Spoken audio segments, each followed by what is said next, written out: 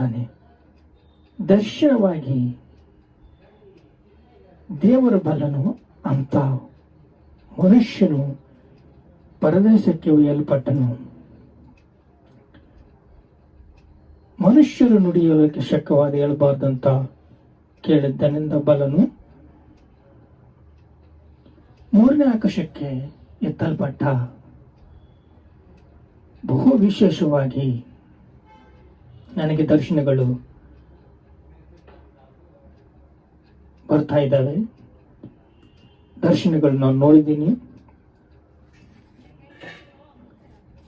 ಅಂತ ನಮಗೆ ತಿಳಿಸಲ್ಪಟ್ಟಿದ್ದಾಗ, ಆದರೆ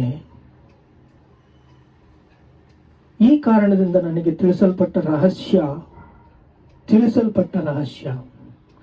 ಬಹು ವಿಶೇಷವಾಗಿರುವುದರಿಂದ ನಾನು ಹೊಗಳಿಕೊಳ್ಳಬಾರದೆಂಬ ಸುಮ್ಮನಿರುತ್ತೇನೆ. ನಾನು ನನ್ನನ್ನು ಅತಿಶಯವಾಗಿ ಹೆಚ್ಚಿಸಿಕೊಳ್ಳಬಾರದೆಂದು ಒಂದು ಶೂಲ, ನನ್ನನ್ನು ನಾನು ಹೆಚ್ಚಿಸಿಕೊಳ್ಳಬಾರದೆಂದು ಒಂದು ಶೂಲ ನನ್ನ ಶರೀರದಲ್ಲಿ ನಾಟಿದ್ದಾನೆ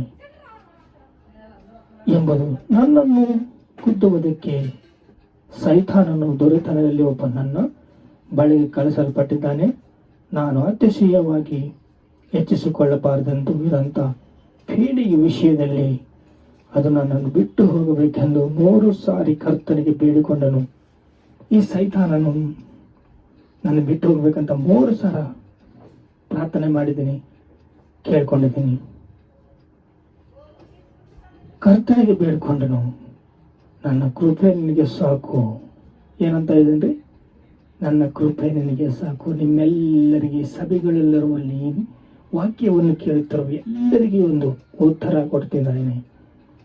ನನ್ನ ಕೃಪೆ ನಿಮಗೆ ಸಾಕು, ನನ್ನ ಕೃಪೆ ನಿಮಗೆ ಸಾಕು. ಬಲಹೀನತೆಯಲ್ಲಿ ಬಲವು ಪರಿಪೂರ್ಣ ಸಾಧಕವಾಗುತ್ತದೆ ಎಂದು ಹೇಳಿದ್ದಾನೆ. ಬಲಹೀನತೆಯಲ್ಲಿ ನಿಮ್ಮ ಬಲ